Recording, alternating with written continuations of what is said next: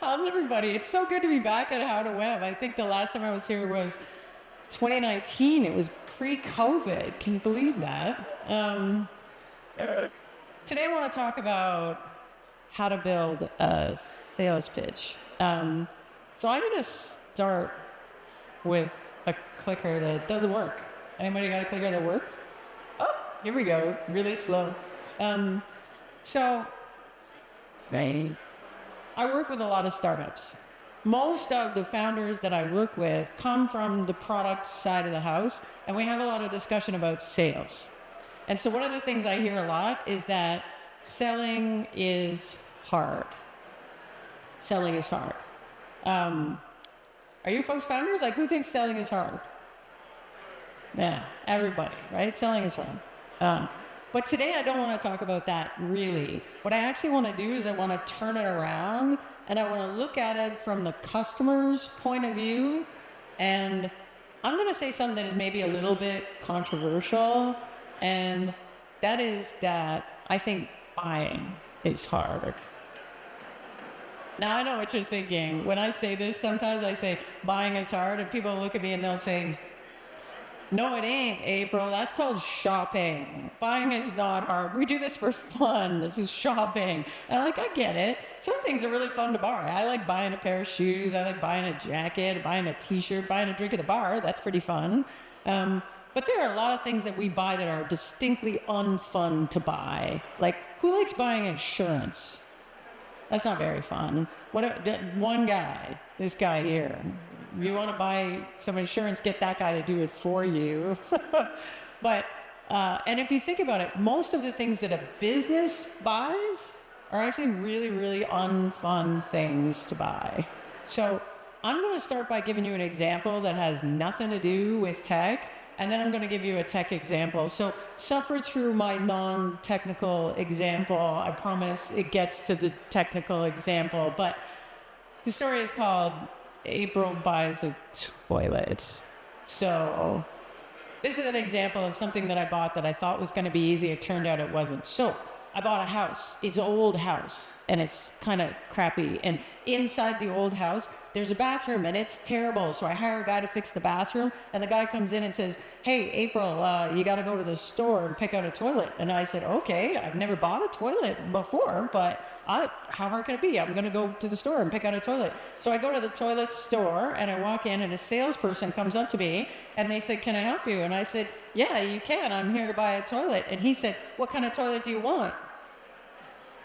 Then I said, one that flushes? And he says, well, listen, lady, we got a lot of them. Like, go to the back over there. You can go and check them out. The prices are on them and little stickers. Figure out which one you want and come back. I'll sell you the toilet. I say, okay. So I walk in the store, and this is what I see. Thousands. There's thousands of them, and they all look the same. But they are not the same. Like, some of them cost $300, and some of them cost $1,000. And I don't know the difference. And then each of them has this sticker on it, and the sticker has all these features on it, and I don't understand anything about toilet features. Like, they're talking about trapways and flappers, and I don't know what a flapper is, and some of them have a flapper, and some of them don't have a flapper, and I'm like, I don't actually know enough to buy a toilet. So I freak out, and I leave the store, and I go home, and I start researching toilets. And it turns out toilets are full of features and technology. Like, who knew? There's like all kinds of stuff. There's like water efficiency and seat height and the single flush and dual flush technology, and this is freaking flappers. I don't know what flappers are. And then there's all this other stuff. And I'm looking at this, and then I learned the most disgusting thing about toilets. Now I'm going to teach you. There is a score, and the score is called the MAP score. That stands for maximum performance, and that is the amount of solid waste that a toilet can handle in a single flush. 350 to 400 grams is good, but some toilets can handle up to 1,000 grams. That's like 2.2 pounds. That's like a little dog. And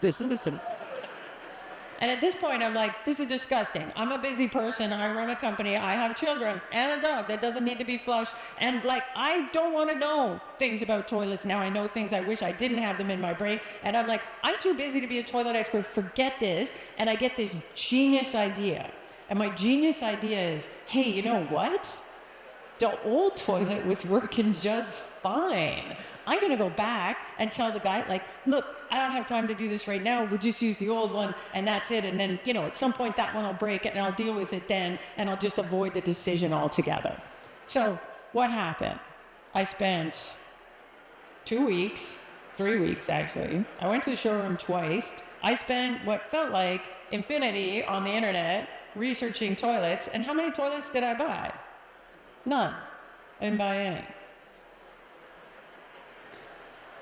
Now, I'm not saying that buying your artificial intelligence, advanced analytic, database-y thing is worse to buy than buying a toilet. Yeah, actually, that's exactly what I'm saying. It's way worse to buy than a toilet. Like, we're all toilet users. We at least understand it. Like, you guys are selling a thing that is 10,000 times more complicated than that. If it's that hard to buy something easy, how hard is it to buy your stuff? It's really, really hard. So let me give you an example. We're going to do something easy. Like, let's take accounting software. Anybody here sell accounting software? Good, that's a terrible market. Like, don't go in there. There's too many people. But let's say it's accounting software. So how does accounting software get purchased? So I'm the vice president of finance. I wake up in the morning, we're getting an audit. I wake up in the morning and I'm like, you know what sucks? Our accounting software sucks. We have outgrown it. It doesn't do all the things we need it to do. We need to get new accounting software. This is an emergency. We need to get it done. Does the vice president of finance go and Google accounting software? No, she's busy. She's got stuff to do. She goes to the office and she looks around and she says, you, Joey, controller guy, figure out what accounting software we should buy and go make a short list and then come back to me with a recommendation and I'm going to give you the check and we're going to buy accounting software. And Joey, how's Joey feeling? Oh, Joey's pissed. Joey's like, I use accounting software, but I don't know what the state of the art of accounting software is. I don't know who the vendors are. I don't know what features I should be looking at. This is terrible. Now I got to go on a research project to figure it out. So what does Joey do? He goes on the internet and he Googles. And what does he find? 9,000 accounting software packages. They all look exactly the same. He's looking at Gartner quadrants and there's 59 companies in the top right quadrant. He's going on G2 Crowd and he's looking at reviews and this one has a 5.2 and this one has a 5.3. Which one's better? Who knows? And there's features, so many features. Half of the stuff he understands, half of the stuff he doesn't understand. Maybe. He gets to your website. Well, every single website says we're the #1 accounting software. How does he pick between one and the other? He has no idea. Maybe he clicks on that button, you know, that button you have on your website that says, give me a demo. Then what happens? Oh, this is great. So he clicks on the button, he gets in, and your sales rep is like, woohoo, we got a hot one.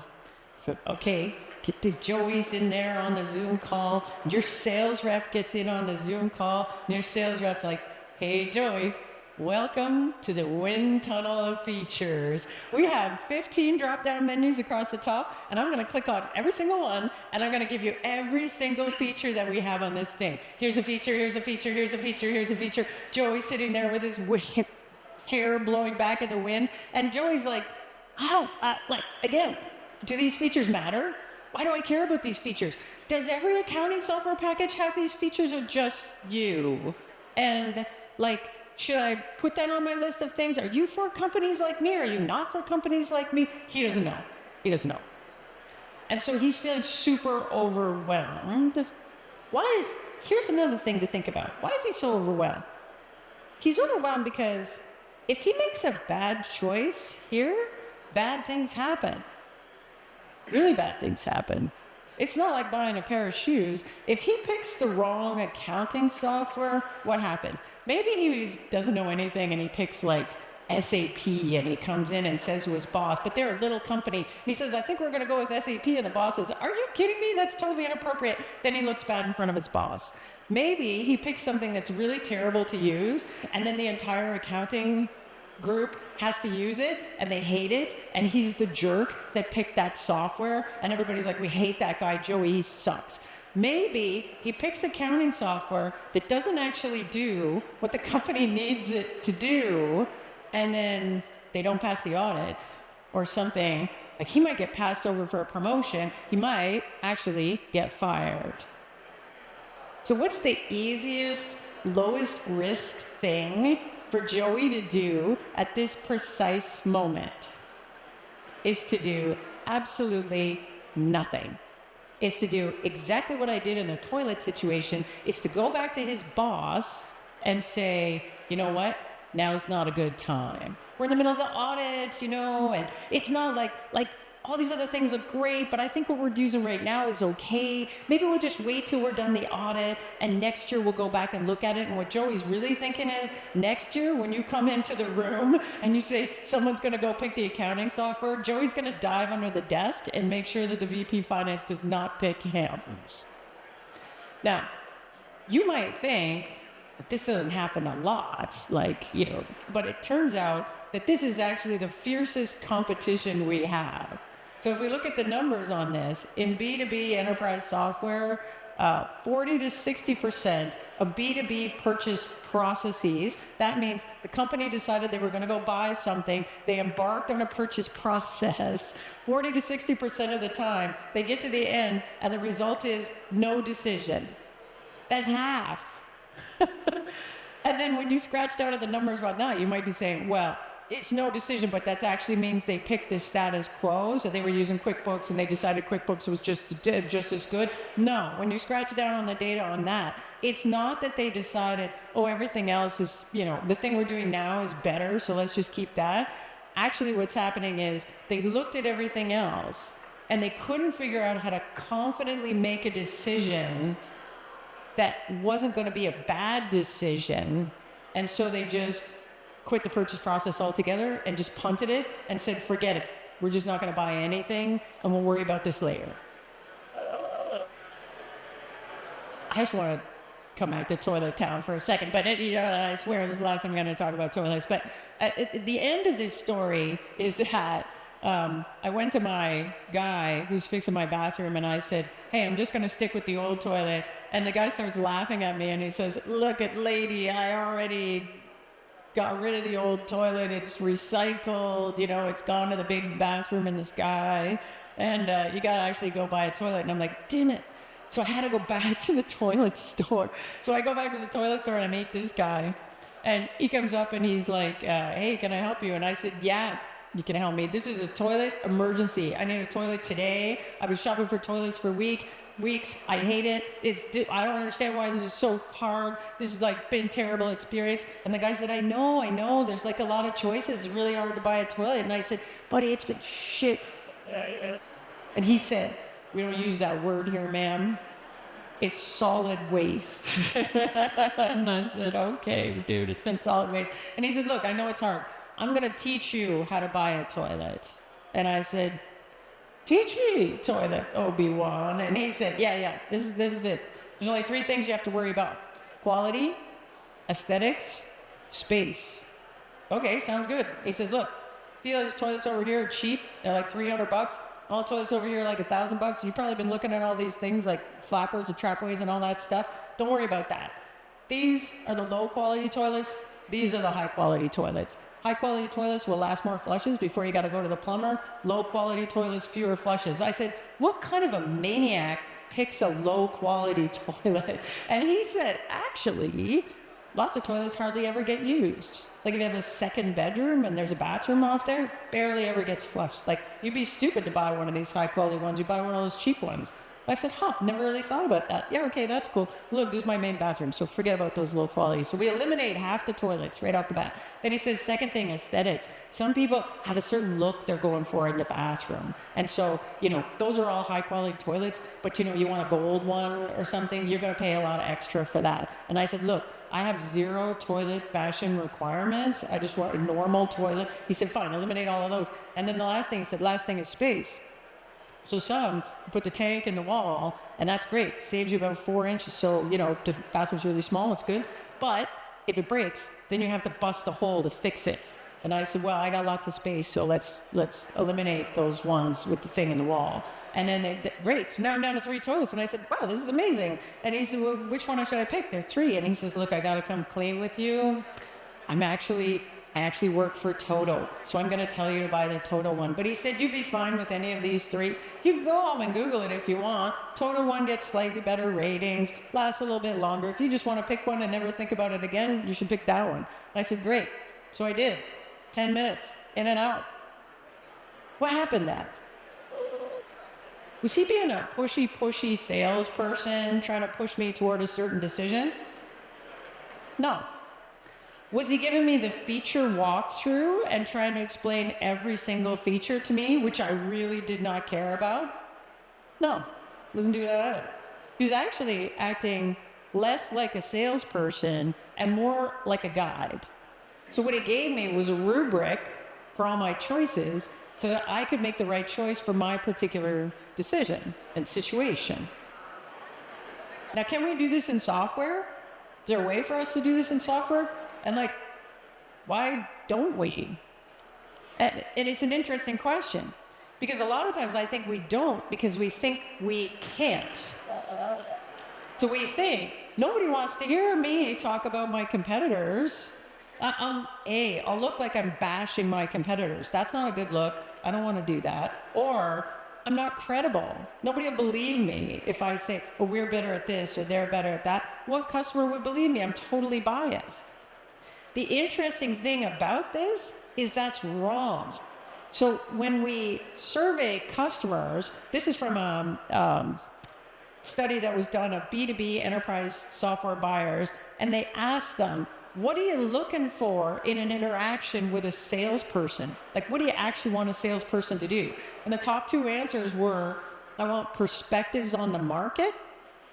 So you must know a lot about this. You're in the market. Where do you fit relative to everybody else? And the second one is, they want help navigating alternatives. Why should I pick this one over that one? Help me. Now,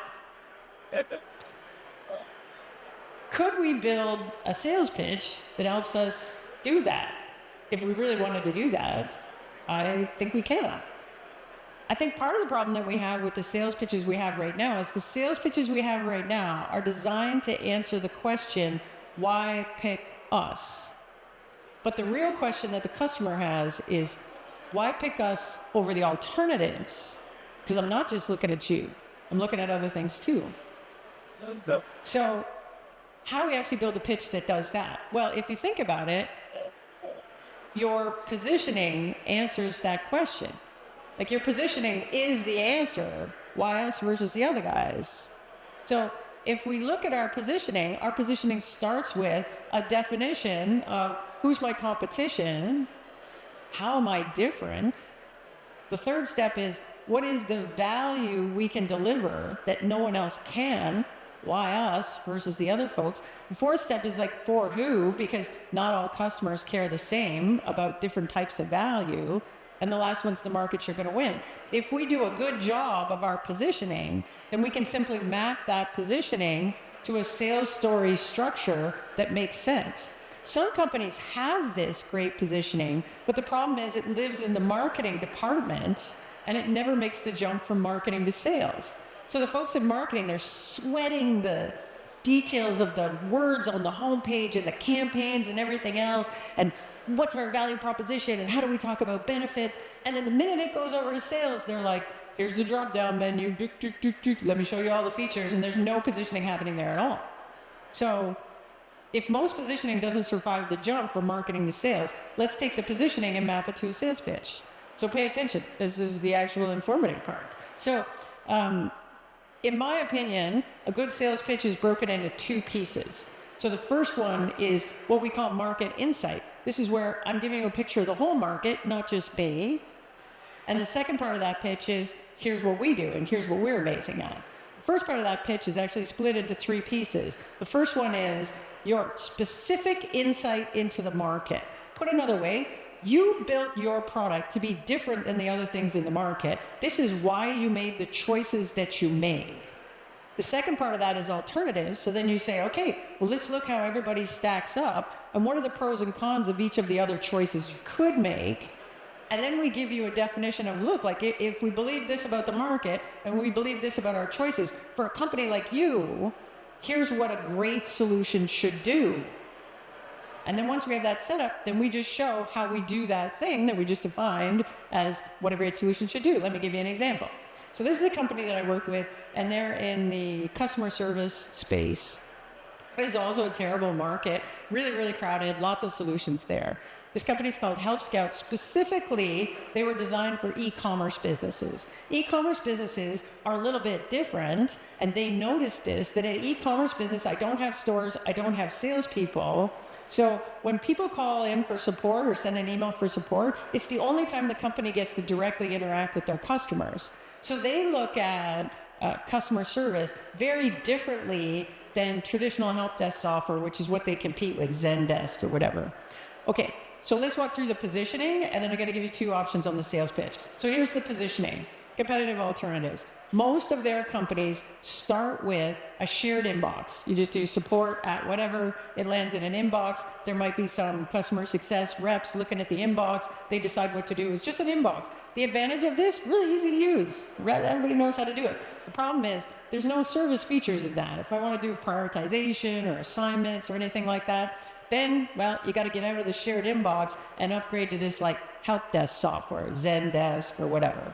Problem with help desk software is two things. One, it's pretty tricky to understand. Your folks are going to have to get some training to use it. It's a totally different way of working. Two, it delivers a terrible customer experience because it was designed to take cost out of customer support. It was designed for things like your phone company call-in center where they're like trying to send you to the FAQ or get you off the phone or basically get you out of their hair as fast as possible. Okay, let's do old pitch, new pitch on this. So here's the way a traditional pitch would look for Help Scout.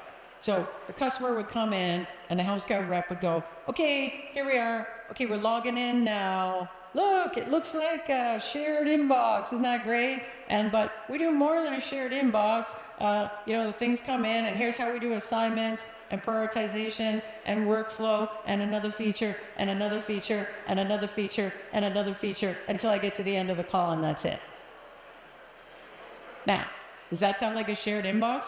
Yeah, kinda. It actually looks like a shared inbox. Is it better than a shared inbox? Well, maybe. Is it better than Zendesk? Well, I don't know. It does kind of the same things as Zendesk. I don't know. Has it answered the question? Why us versus the other guys? Not really. Let's do it my way. So if we do it my way, we start with the insight. So the person clicks on give me a demo. Sales rep comes in and they say, yeah, we're going to get to the demo. But first, we're Help Scout.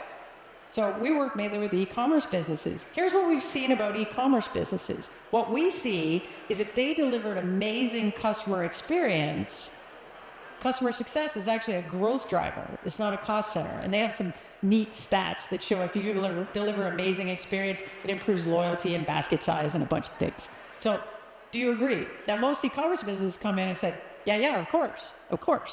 We don't interact with customers anywhere else. So we kind of get that in our bones. We say, okay, great. Now, let's look at your choices. You can do a shared inbox.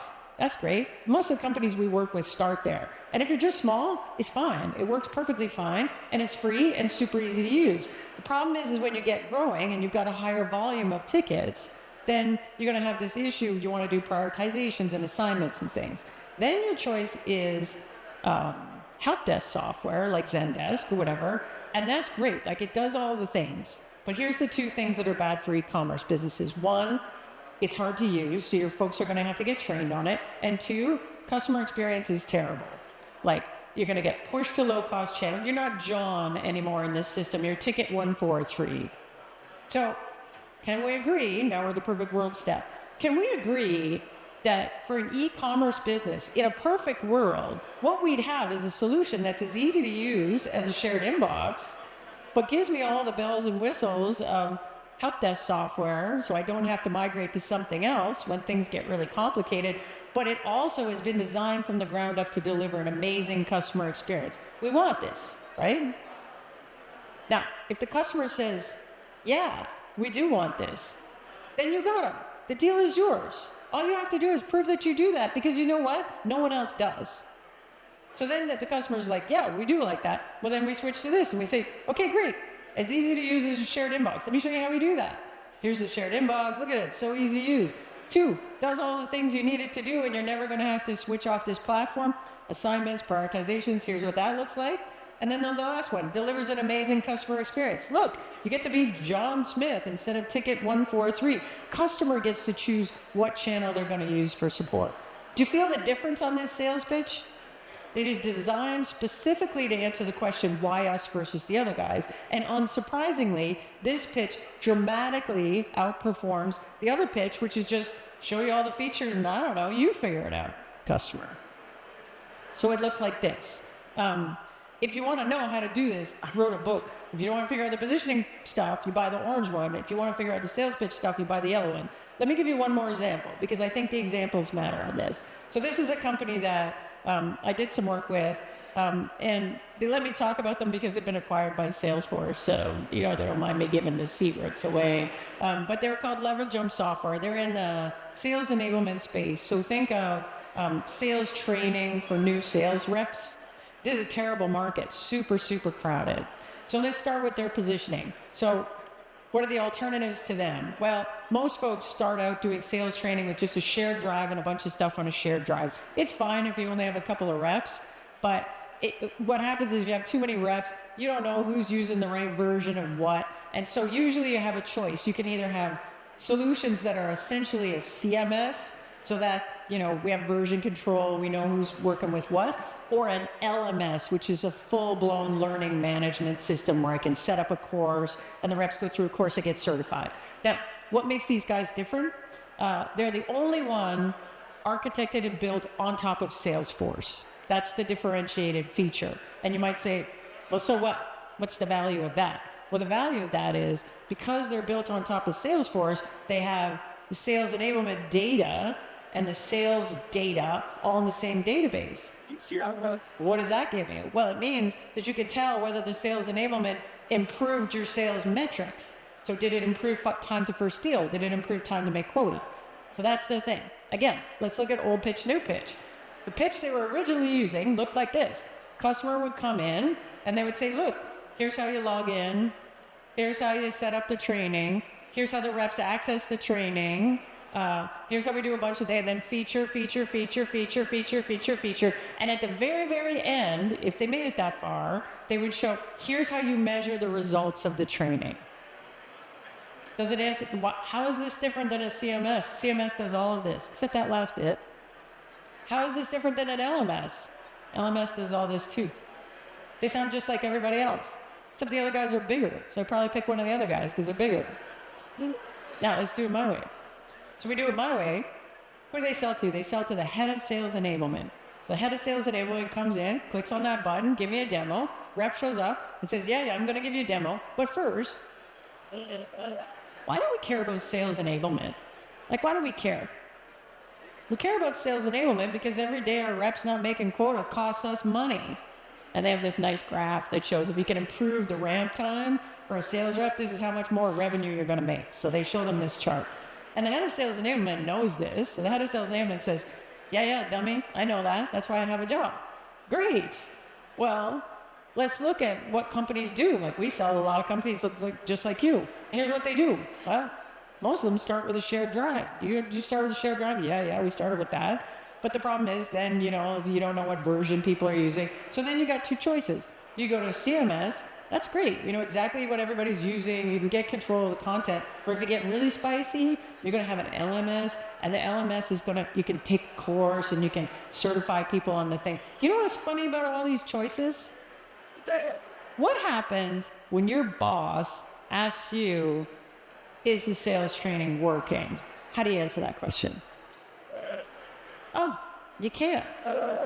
So in a perfect world, wouldn't we have sales enablement solution that allowed us to measure the impact of that sales enablement? And oh, by the way, once we know what's working and what isn't working, then we can actually be continuously improving on it. We want that, right?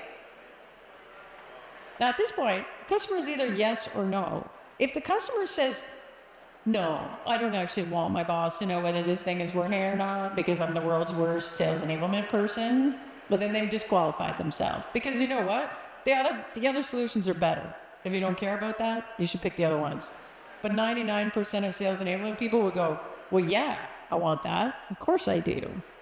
And then level jump goes into the demo, and instead of trying to demo every single feature, which 90% of that is exactly the same as every other competitor they have, they stick to the stuff that they've got that's different. So they're like, how do we measure the impact of sales enablement? This is how we do it. Let me show you that. This is the report you're going to show to your boss that proves that this thing works. And then now that we know what works and what doesn't, this is how we do continuous improvement on that. You feel the difference on that? So this went from these guys having revenue that looked like this, revenue that looks like this, and then they got acquired by Salesforce, and then everybody got really rich, and now they let me tell the story because who cares? They're all retired. So this is how it looks. We do the setup, and then we do the follow-through. There's a handful of things to think about when you're doing this that you'll want to be careful of to make sure that it works. So the first one is, if you're going to use this structure, everything is based on your positioning. So the positioning feeds into the sales pitch. So it means that if we really want sales to adopt this stuff, we need sales to be involved in building it. And what that means is you actually need sales involved in building the positioning in the first place. Trust me, you want this anyway, because the sales teams know a lot about what's happening on the ground and how customers make decisions if you have a sales team. So having them involved, I think, is crucial. That's the first thing. The second thing is, if you're going to build a new pitch, you know what you should not do? You should not build a new pitch and then throw it over the wall and then say, hey, salespeople, try this out and see if you like it. You know what will happen? They'll use it a little bit, and then they'll come back and say, we hate it. Even if the pitch is clearly way better, because your salespeople are comfortable with the pitch they have right now. They have the little joke that they tell on the third slide, and even if they complain about all this stuff, it's easy, they've done it, they've been doing it for years. What you do instead is you pull one rep, preferably your best rep, you train that rep on the new pitch, so you force them to do a lot of pitches internally, and then you take them out and they pitch to qualified prospects, and after every pitch you tune it to make sure the pitch is perfect, and then after they've done a certain number of pitches, you ask them, you say, does this pitch work better than the old pitch? And if the answer is yes, you won't be able to pull it out of their hands. They'll be like, no, this one's better, I'm not going back to the old one. Then you take that rep who has lots of credibility with your team because that person is the best rep. That person then goes and trains the rest of the team. You can video them doing it, and that's how you actually get the rest of the team on board. Sales training sales works 1,000,000 times better than marketing trying to train sales, let me tell you. If it fails, so if you take it out and after you've done a bunch of pitches, the reps are like, you know what, this doesn't work. The old pitch was better. It's probably not the pitch that's the problem. It's probably the positioning that feeds into the pitch that is the problem. So your value is weak, it's not resonating with customers, and you need to go back to the drawing board on positioning and then figure it out from there. And then the last thing is that the pitch should not be changing all the time. In fact, the pitch shouldn't change unless the positioning changes, because the pitch is a reflection of the positioning. So if there's no change in the positioning, the pitch shouldn't be changing either. But if something happens in your market, new entrants happen, or maybe you've got a new release of your product, or something happens where the positioning needs to change, we change the positioning first, and then we go in and we use that to change the pitch. But otherwise, the pitch shouldn't change. That's it. Thank you so much. And I'm doing Q&A on a Q&A stage somewhere over there after this. But we might do Q&A here for a minute as well, I'm not sure. But thank you.